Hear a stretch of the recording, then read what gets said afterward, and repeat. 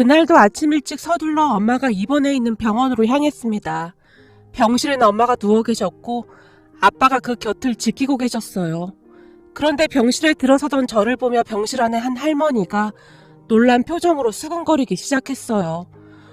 아니, 저 집은 도대체 자식이 몇이야? 아침부터 자식들이 불이 나게 쫓아오는구만. 안녕하세요. 오늘 새로 들어오셨나 보네요. 제가 미소 지으며 할머니를 바라봤어요. 나는 어제 오후에 여기로 병실을 옮겼어요.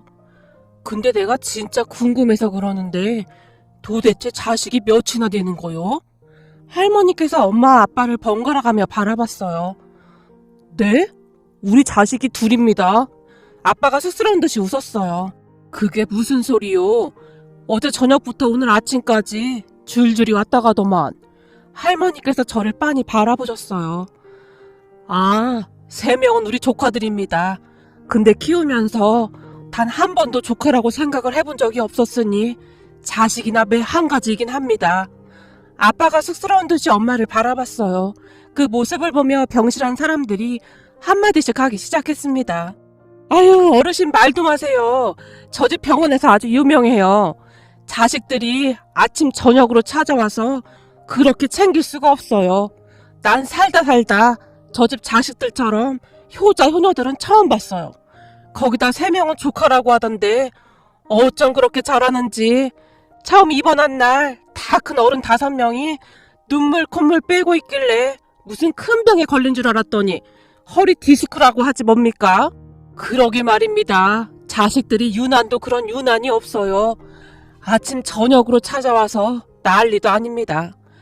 근데 난 진짜 부럽네요. 우리 자식들은 코빼기도 안 비치는데 부모한테 어쩌면 저리도 잘할 수가 있을까요? 거기다 3명은 조카라고 하는데 저게 어떻게 가능할까요? 그렇게 병실안이 한동안 시끌벅적했습니다. 엄마, 언니 오빠들 오늘도 다녀간 거야? 말도 마라. 바쁘니까 오지 말라고 해도 하루가 멀다 하고 온다. 근데 이건 다 뭐야? 뭐긴 뭐야. 니들 언니 오빠들이 아침 저녁으로 사다 나른 거지. 너무 많이 쌓여서 병실 분들하고 나눠 먹고 있는데도 줄어들지가 않아. 거기다 무슨 케이크 종류가 그렇게 많다냐. 네 큰오빠가 주구장창 케이크만 사다 나르고 있구나. 엄마가 케이크를 보며 고개를 절레절레 흔들었어요. 그거야 엄마가 단 걸 좋아하니까 그런 거지. 거기다 그때 그 시절 우리가 케이크 먹고 싶다고 해서 엄마가 돼지저금통 싹 다 털어서 케이크 사줬었잖아. 아마도 그때 생각이 나서 그럴 거야. 그때 그 시절 우린 케이크 하나도 먹지 못할 만큼 힘들었으니까. 가만히 케이크를 바라보던 제 눈시울이 붉어졌습니다. 그때 그 시절 우린 참 힘들게 살았으니까요. 그때를 되돌아보면 참 아름답기도 했지만 한편으로는 그렇게 짠할 수가 없었어요. 부모님의 말씀에 따르면 두 분이 결혼한 뒤 아빠가 막노동을 해서 벌어온 돈으로 하루하루 힘겹게 사셨다고 했습니다. 그때 당시에는 다들 힘들게 사셨다고 했으니까요. 그렇게 힘겹게 살던 어느 날 이모에게 연락이 왔었다는데요. 네 형부 말로는 여기 일자리가 있다고 하니까 이참에 여기로 이사와. 언제까지 그렇게 살 수는 없는 거잖아. 이모부가 공장에 다니셨는데 제법 괜찮은 곳이었기에 부모님이 급히 이모네 동네로 이사를 갔다고 합니다.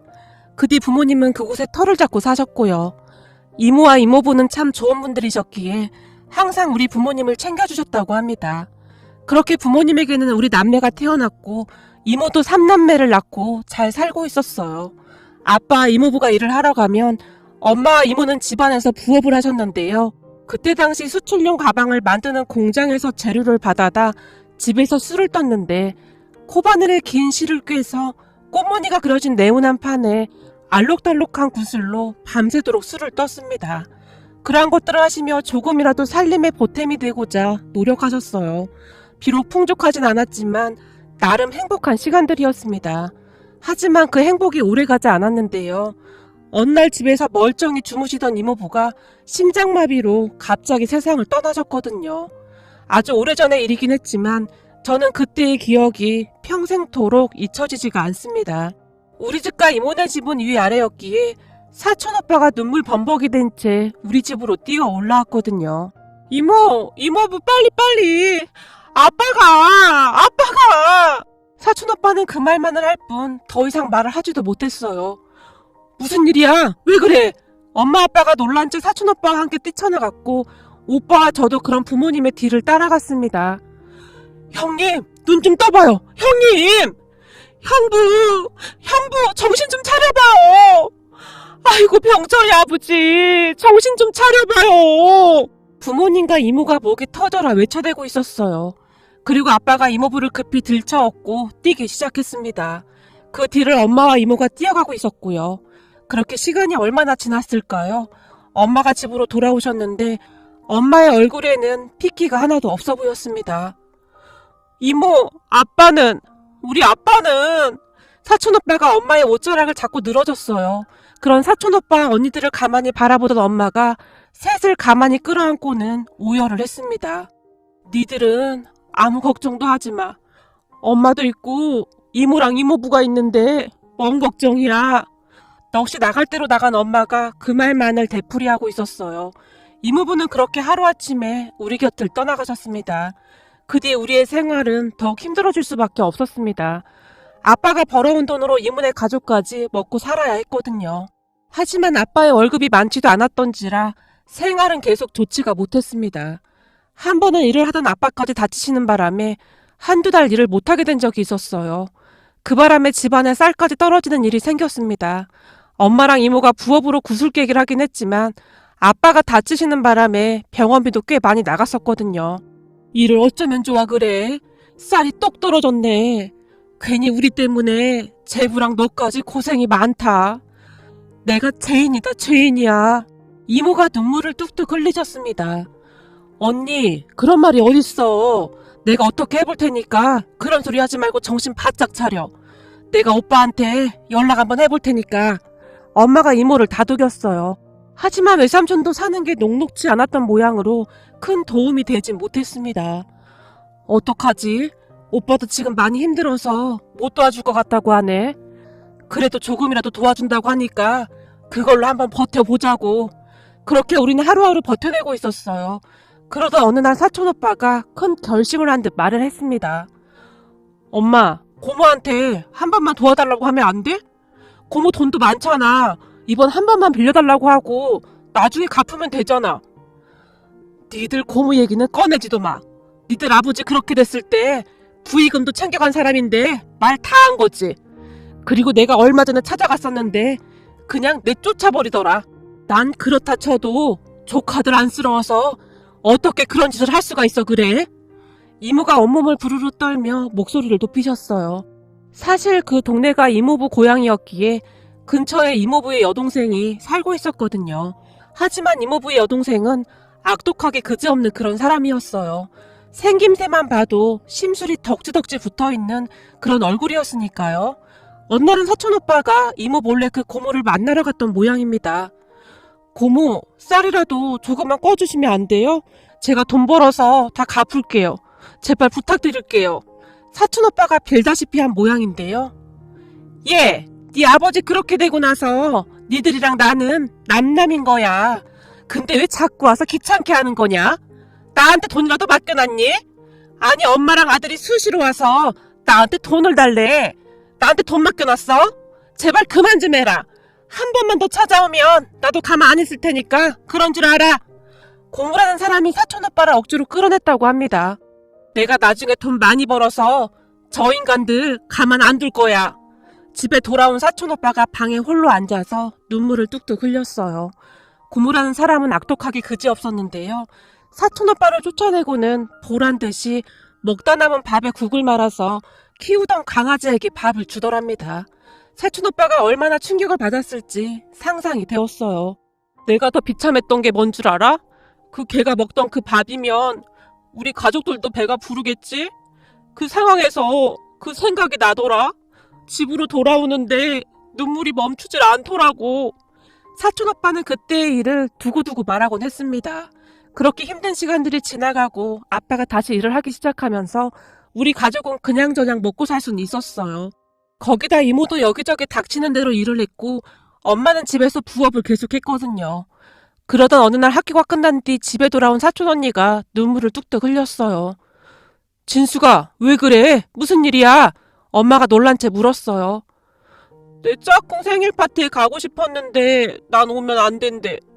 그게 무슨 말이야? 생일 파티? 근데 왜 오지 말래? 몰라. 난 생일 선물 살 돈도 없잖아. 그러니까 오지 말라고 했단 말이야. 거기 가면 케이크도 먹을 수 있다고 했는데 나 케이크 먹고 싶단 말이야. 다른 친구들은 생일 때 케이크도 먹는데 우린 케이크도 못 먹잖아. 사촌 언니가 더 큰 소리를 울기 시작했어요. 아, 우리 진숙이가 케이크 먹고 싶어서 그랬구나. 그럼 이번 진숙이 생일 때는 이모가 케이크 꼭 써줄게. 케이크에 촛불까지 켜고 생일 축하 노래 부르자. 진짜? 근데 케이크 엄청 비싼데 이모가 살 수 있어? 걱정하지 마. 엄마가 활짝 웃으시며 장롱 안에서 뭔가를 꺼내오셨어요. 이거 돼지 저금통이네? 사촌 언니가 엄마를 바라봤어요. 그래, 이모가 잔돈이란 잔돈은 다 모아둔 거야. 이 돼지 잡으면 케이크 정도는 살 수 있을 거야. 그리고 진숙이 생일 몇 달 더 남았으니까 이모가 이 돼지 저금통에 부지런히 저금해서 케이크 꼭 사줄게. 자, 약속. 엄마와 사촌 언니가 손가락을 걸고 약속했어요. 그런데 그 모습을 지켜보던 사촌 오빠가 짜증 섞인 목소리로 소리쳤습니다. 네가 애도 아니고 지금 그까지 케이크 중요해? 그 케이크 살 돈이면 시장에서 이것저것 사서 다들 배부르게 먹을 수 있는데 너 정신 똑바로 안 차려? 병철아, 괜찮아. 이모도 그 케이크 먹고 싶어서 그래. 요즘 이모부 월급도 올랐고 엄마랑 이모도 열심히 돈 벌고 있잖아. 그러니까 우리도 케이크 한번 먹어보자. 우리 진숙이 덕분에 이모도 케이크 먹어보네. 엄마가 사촌 오빠를 달랬어요. 그렇게 얼마 뒤 사촌 언니의 생일날이 되었고 엄마가 장롱 깊숙이 넣어두었던 돼지 저금통 안에서 돈을 꺼내서는 열심히 세기 시작했어요. 우리 진숙이 생일이니까 진숙이가 먹고 싶은 케이크로 사자. 무슨 케이크 먹고 싶은데? 난 생크림 케이크면 다 돼. 하얀색 크림 올라간 거 그거 있잖아. 사촌 언니의 말에 엄마가 케이크를 사서 집으로 왔는데요. 케이크를 보고 다들 침을 꼴깍 삼키고 있었어요. 잠시 후에 가족들이 다 모인 자리에서 케이크에 촛불을 켜고 생일 축하 노래를 부른 뒤 케이크를 공평하게 잘라서 각자의 접시 위에 올려줬는데 우리는 그때의 케이크 맛을 절대 잊을 수가 없습니다. 우리 진숙이 많이 먹어. 엄마가 케이크에 손도 대지 않은 채 사촌 언니의 접시 위에 케이크를 올려줬어요. 이모도 먹어. 이모도 케이크 먹고 싶다고 했잖아. 사촌 오빠가 사촌 언니의 접시에 있던 케이크를 다시 엄마 접시에 옮겨 담았어요. 아니야. 이모는 아까 밥 먹은 게 소화가 안 돼서 속이 더부룩해서 못 먹겠다. 케이크 느끼해서 더 못 먹겠어. 엄마가 다시 케이크를 사촌 언니 접시 위에 올려줬어요. 이모, 진짜로 내가 먹어도 돼? 사촌 언니가 잔뜩 신이 난 채 엄마를 바라봤어요. 그럼 우리 진숙이 생일인데 많이 먹어. 엄마가 한없이 해맑게 웃고 있었지만 사촌 오빠의 표정은 좋지 않았는데요. 아마도 사촌 오빠는 그때부터 케이크에 무슨 한이 맺힌 듯 해보였어요. 엄마를 찾아오는 날이면 손에 항상 케이크 들려 있었거든요. 요즘은 케이크 종류도 워낙 많다 보니 다양한 맛의 케이크들을 엄마에게 사다 드리곤 했습니다. 네 오빠가 케이크에 한이 맺힌 모양이야. 하긴 그때는 참 힘들게 살았으니까. 병원 침대에 누워있던 엄마가 허공을 응시하며 미소를 지었어요. 그렇게 오후쯤이 되니 사촌 오빠와 언니들 그리고 우리 오빠가 다시 병원에 찾아왔는데요. 니들 이제 그만 좀 와. 내가 창피할 정도야. 내가 무슨 큰 수술을 한 것도 아니고 디스크 수술한 건데 뭘 이렇게들 허들갑들이야. 이모, 그러니까 아프지 좀 마. 우리가 얼마나 놀란 줄 알아? 그리고 진짜 미안해. 그동안 바쁘다는 핑계로 자주 찾아가지도 못하고. 이번에 우리 모두 진짜 너무 많이 놀랐다니까. 앞으로는 자주 찾아갈게. 사촌 언니의 눈에 눈물이 그렁그렁했어요. 우리 진숙이는 예전이나 지금이나 눈물이 참 많아. 그렇게 눈물이 많아서 학생들은 어찌 가르치는 거야? 엄마가 사촌 언니를 나무랐어요. 그러게, 그렇지 않아도 학교에서 내 별명이 울보야 울보. 그러니까 이모 앞으로 절대 아프지 좀 마. 우리가 얼마나 무서웠는 줄 알아? 사촌 언니는 그 뒤 학교 선생님이 되었거든요. 이모도 이모인데 혼자 계신 니들 엄마도 잘 챙겨야 한다. 니들 엄마가 니들 키우느라 얼마나 고생했니? 알겠어. 걱정하지 말고 이모나 빨리 건강해지셔. 이모가 이러고 있으니까 엄마도 지금 우울증이 올 것 같다잖아. 그렇긴 하겠네. 우리 언니는 나 없으면 절대 못 사는데. 그렇게 우리는 도란도란 이야기꽃을 피웠는데요. 이모, 난 요즘도 잊혀지지가 않는 게 있잖아. 사촌오빠가 엄마를 바라봤어요. 뭔데? 케이크 말고 또 있어? 너 케이크 좀 그만 사와. 케이크에 무슨 한이 맺힌 것도 아니고. 저기 저 케이크 좀 봐. 엄마가 탁자 위에 올려져 있던 케이크를 바라봤어요. 아니, 오는 길에 맛있어 보이길래 사왔지. 근데 우리 그때 말이야.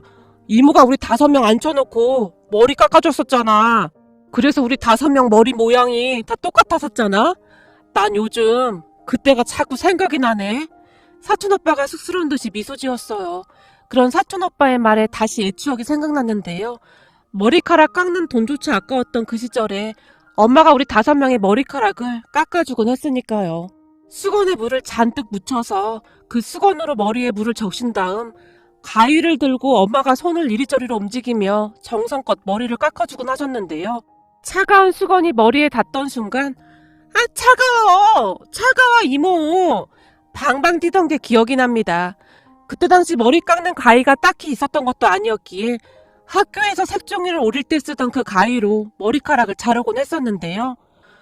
이모, 나 앞머리 말이야. 너무 짧게 자르지 좀 마.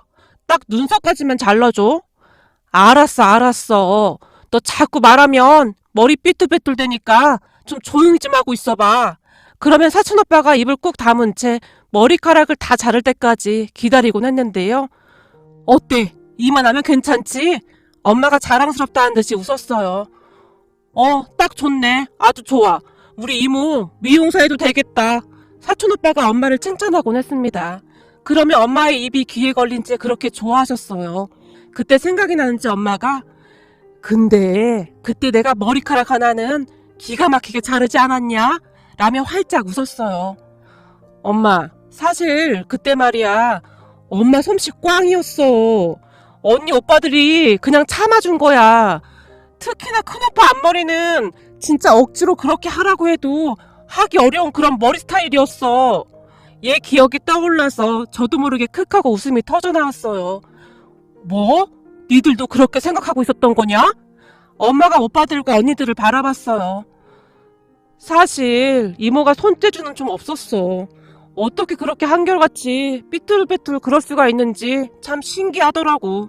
거기다 어느 날은 이모가 머리 깎다 졸아서 내 머리가 만신창이가 된 적도 있잖아. 사촌언니가 머리를 절레절레 흔들었어요. 그렇게 우리는 시간 가는 줄 모르고 수다를 떨었습니다. 옛 추억을 생각하다 보면 그 시절이 참 힘들긴 했지만 참 아름다운 추억들이었으니까요. 근데 니들 고모는 그 뒤 어떻게 됐어? 그 많던 땅까지 다 날렸다며? 엄마가 궁금하다는 듯이 사촌오빠를 바라봤어요. 그러게, 그러니까 사람이 심보를 곱게 써야지. 그때 내가 쌀 좀 달라고 찾아갔던 날 마치 나 보란 듯이 걔한테 쌀밥을 주더라고. 근데 그 모습을 사촌형이 옆에서 보면서 키득키득 웃고 있었거든. 그럼 부모 밑에서 자식이 잘 자랐겠어? 능력도 없는데 사업한다고 허세만 부리고 다니다가 다 날려먹은 모양이더라고. 그 많던 재산이 하루아침에 다 사라졌다나 봐. 결국 지금 살던 집도 내놓고 뭐 어디로 이사를 간다 뭐한다 그러더라고.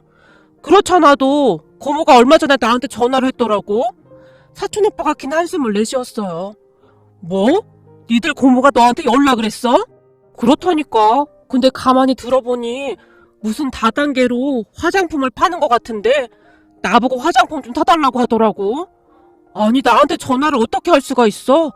나 같았음 절대 못한다 못해. 그러게 말이다. 그때 그렇게 모질게 해놓고는 어떻게 그럴 수가 있는 것인지. 엄마가 놀랍다는 듯이 사촌오빠를 바라봤어요. 근데 더 웃긴 게 뭐냐면 말이야.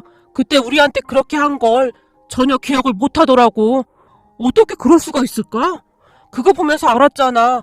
사람은 자기가 기억하고 싶은 것만 딱 기억한다는 걸. 사촌오빠의 말에 따르면 고모라는 사람이 화장품을 사달라고 계속해서 전화를 한 모양인데요. 어느 날은 사촌오빠가 다시는 전화하지 말라고 했다는데요. 하나뿐이 고모한테 네가 어떻게 그럴 수가 있냐? 세상 떠난 네 아버지가 하늘에서 보고 있는데 네 놈 하는 짓 보면서 통곡하겠다. 어쩜 그렇게 인정머리가 없냐?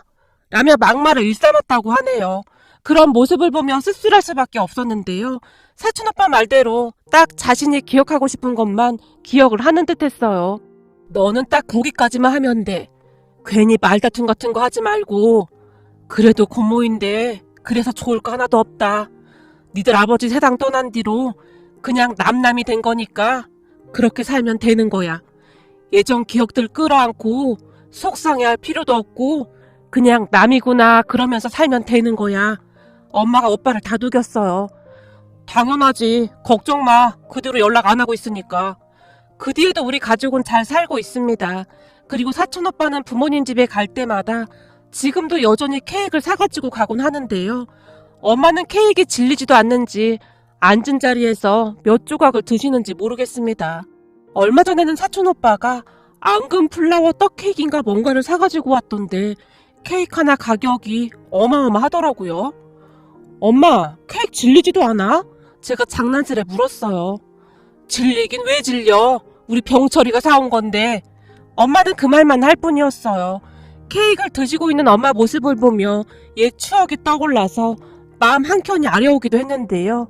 그때 그 시절 부모님과 이모의 사랑이 있었기에 우리 모두가 이렇게 잘 자라지 않았나 싶습니다.